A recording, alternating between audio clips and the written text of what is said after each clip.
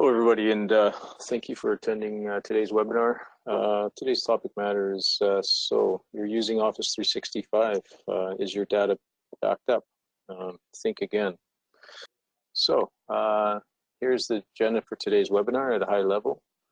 The items we'll be covering today is, like I mentioned, at a high level and are intended to provide a general awareness of the topic matter.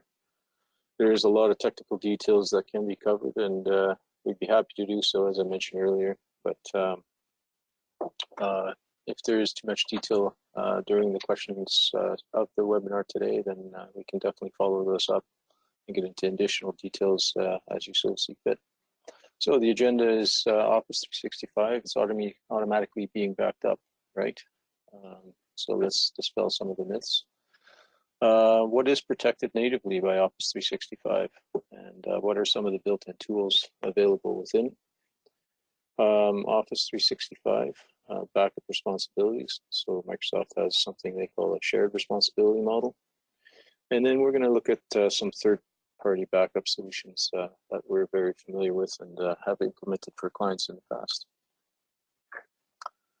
So first question that often gets asked by clients to us is, so Microsoft has a world-class data backup recovery capabilities, so why should I back up my data that's already in the cloud and protected by some of the most robust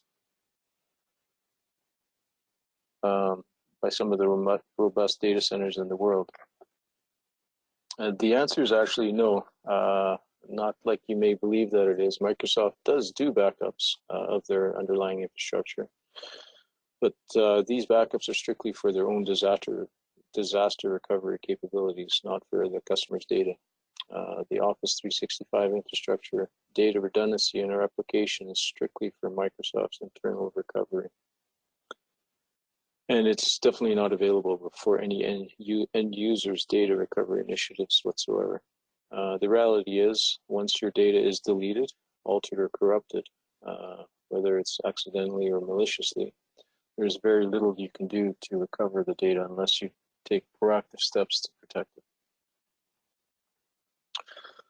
it. And then sometimes we get the question is, okay, well, what can cause a potential data loss? And the answer is can be quite lengthy, but I've tried to curtail it down. It's extremely unlikely that a major online service provider like Microsoft will lose your data or suffer a complete service outage or a complete catastrophic failure of their cloud service offerings. There are a number of other causes that data loss that can cause data loss that are very real and we've witnessed them occurring all too frequently. So complete data loss can be caused by events like user error. If someone within your organization accidentally deletes, alters, or corrupts data, this unfortunately is the single most common cause of data loss. And the more unfortunate part of this is the error is usually realized after it's far too late. Malicious deletion or destruction of data. The malicious deletion or alteration or corruption of your data from either external or internal sources like disgruntled employees can cause you to experience the loss of important digital assets. This can also be from third-party apps where corruption of data is due to software errors in the third-party application or plugins, or even the synchronization issues across multiple platforms. If you have synchronization of any of your data across multiple platforms, this unfortunately can cause data corruption or data loss even in some situations.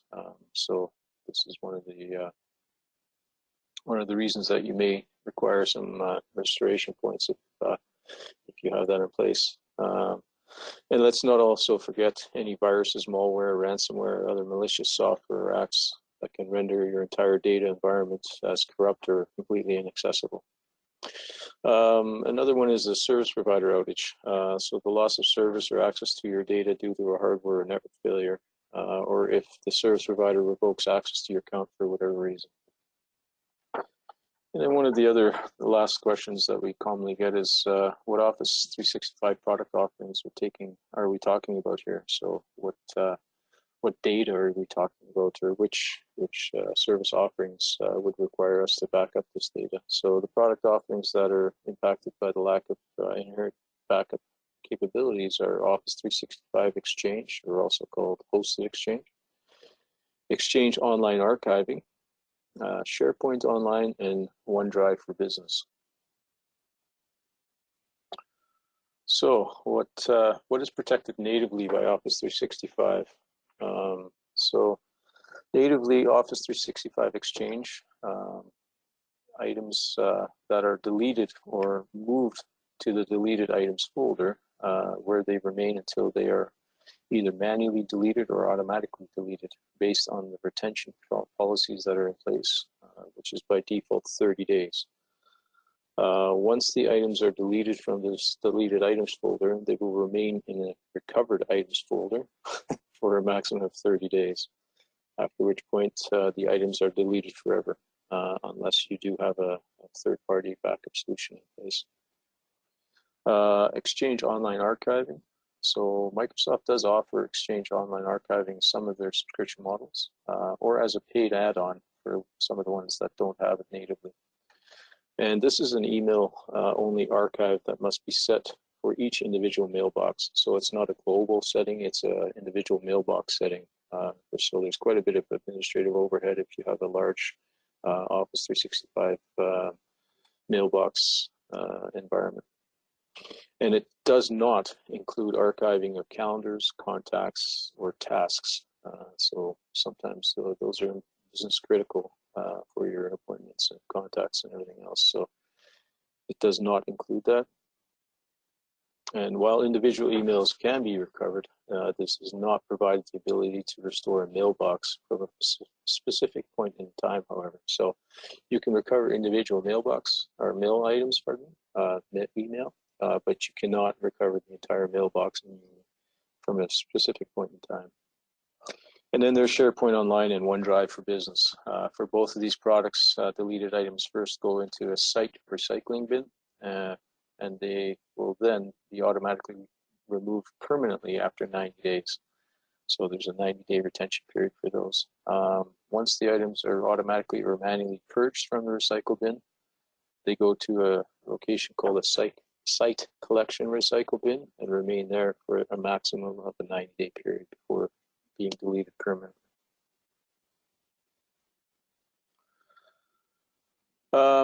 Scenarios where Office 365 cannot recover from your data unless you have your own backups in place can be.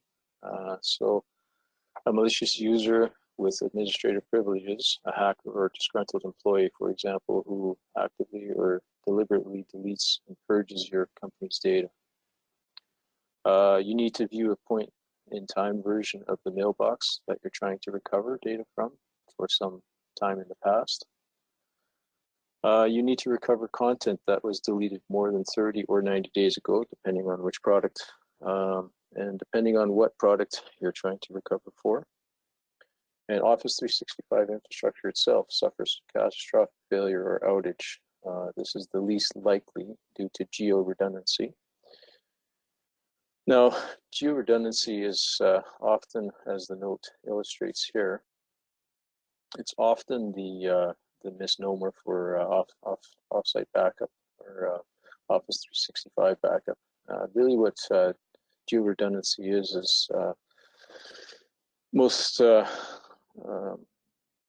is strictly intended for, as the note states, when there is an actual outage with respect to connectivity like hardware failure or other related outages that stops the customer from having access to their data. And it is not, like I mentioned just a minute ago here, it's not to be mistaken for an actual data being backed up. So geo-redundancy, if there is an infrastructure crash or outage, your users will remain productive, and often oblivious to any underlying issues as they're accessing the data from another geographic location where their data environment is replicated to and being hosted in parallel. Office 365 is natively geo-redundant. And on the map, these are the global redundant sites that Microsoft has in place, where, say for North America, the one on the far left up, is, say, Seattle, it would be geo-redundant, replicated in Denver, I believe, Colorado. So in the event of a failure, if there's Seattle, if that's your primary location where you access the data, if that site fails, the users would be accessing their data in the Denver location. So backups do take place when a historical copy of the data is made and then stored in another location. However, it is even more important that you have a direct access to and control over this backup data. So if data is lost, accidentally deleted, or maliciously destroyed, for example, you can quickly recover from doing a restore. So this, I mentioned this in the intro, the shared responsibility model from Microsoft. And this slide does illustrate quite a bit. I'm just going to highlight some items here. So your responsibility, and if you pay close attention to what Microsoft deems as what is your responsibility. So your primary responsibility here is your Office data. Your Office 365 data, pardon me, as well as your access and control to your data residing within Office 365. So basically, Microsoft is saying you're solely responsible for who's accessing your data and how they're getting to that data. The supporting technology. So again, your responsibility here is Office 365 backups, a copy of your data stored in a different location. I really want to highlight that. Which basically is saying that you need to get it somewhere off of their Office 365 environment. That can be, we'll talk about this in a minute, that can be local to you, so an on-premise solution or a third-party solution that allows you to store it somewhere else within their infrastructure. And full data retention. So this, any policy gaps or anything that is misconfigured is on your responsibility list. Internal accidental deletions, malicious insiders, employee retention are related issues, evidence tampering, et cetera, et cetera. So again, Microsoft does not want to take any responsibility, or does not take any responsibility for that whatsoever. And as the data owner, answer to corporate and industry regulations, as well as demands from internal legal and compliance officers. So that, like I mentioned earlier, that slide does say a lot. All right, so most companies never question the need for daily backups of their day-to-day on-premise digital assets. So for the files and folders that are stored within their local or even remote Active Directory type environment, their file and folders on their file and folder or file servers. Usually that's not a bone of contention for companies where they say, yeah, that makes sense. We should have a backup policy in place and we should be backing up our environment. But they often do overlook the backup of their online or cloud-based data. And here's 5 reasons why you need to back up your organization's data, regardless of where it resides. So business continuity. This is the one item that comes to most people's minds, is the ability to recover data that's critical to the ongoing operation of your company. The ability to easily be able to recover that data. So that makes the most sense. That's a pretty common requirement. Compliance. So data retention requirements for regulatory compliance. Some organizations have the need to retain data for a certain time frame. So if you're within that category, there may be a reason that you need to start thinking about having an offsite backup for your Office 365 environment. Litigation, although you never want to be faced with it, the need to be able to restore a file or document or anything required in the event that there is a legal dispute or discovery for the purpose of legal litigation. So if there's ever that need, you should be able to restore files or folders or information from that point. Research into computer security incidents, so e-forensics. So if there's ever a need to look into what happened for whatever reason, That's a good need or requirement to have third-party backup solution. And audits, recover any information that's needed for financial reporting as well as internal or external audits. This can be any measure of things. So here's a look at some third-party Office 365 backup solutions that we're quite familiar with and have implemented for many clients. The first one I'll mention is Cloud Ally. So this is usually one of the ones we recommend to clients. The feature and benefits of the solution is you can back up Office 365 data once a day to an entirely separate global cloud provider, which is Amazon Web Services, so AWS. And the benefits are fast setup and no additional network bandwidth or storage infrastructure is required, that being on-premise. And as I mentioned before, they're a completely different cloud provider, so you're not going to be on the Microsoft Cloud platform.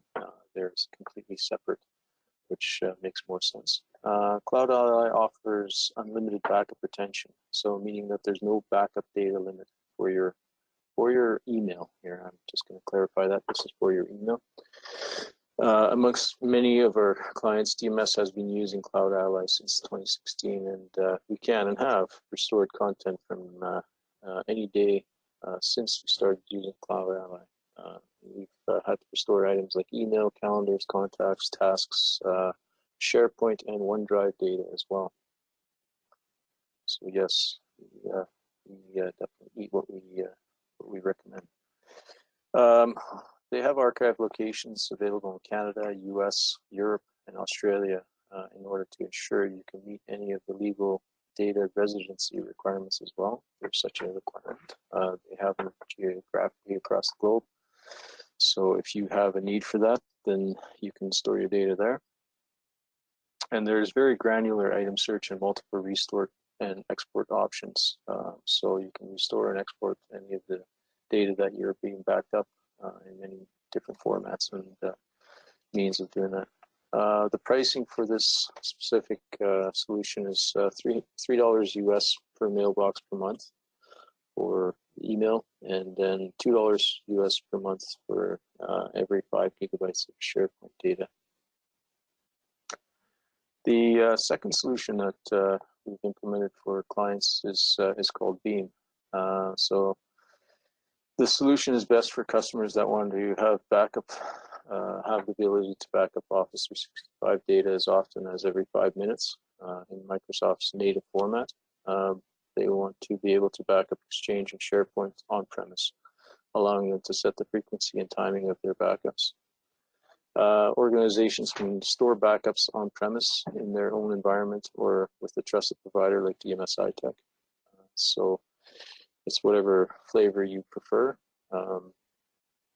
Now, this solution does require an investment in software and IT infrastructure. So the Cloud Ally version, as the entire infrastructure is managed by them. All you have to do is subscribe and configure the backups to happen, the frequency and which ones, and that's it. You set it and forget it. Whereas Veeam has a requirement to invest in the software and infrastructure. Again, it's not a bad solution. It's just a different form of doing the backups. The pricing for Veeam is $1.20 US per mailbox per month, plus the required infrastructure and maintenance thereof. So there's a little bit of additional overhead for management and implementation and everything else, as well as the investment overhead as well with the Veeam product. So I guess the last slide here before we wrap things up today is what's the next step? So if you want to set up Office 365 backups, what should you do? So with cloud-based or on-premise backup model, which one is most comfortable for you? So you want to determine if you prefer either the cloud or the on-premise backup solution.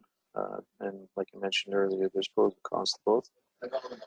You want to audit your current mailboxes and SharePoint data and remove anything that you don't want to back up. This is usually a good exercise for clients to go through as over time people forget about certain things that, oh, you know what, we don't need that, or you know what, we don't have that anymore, or whatever that may be. So it is somewhat of a cleansing exercise. So it's good to go through that as well.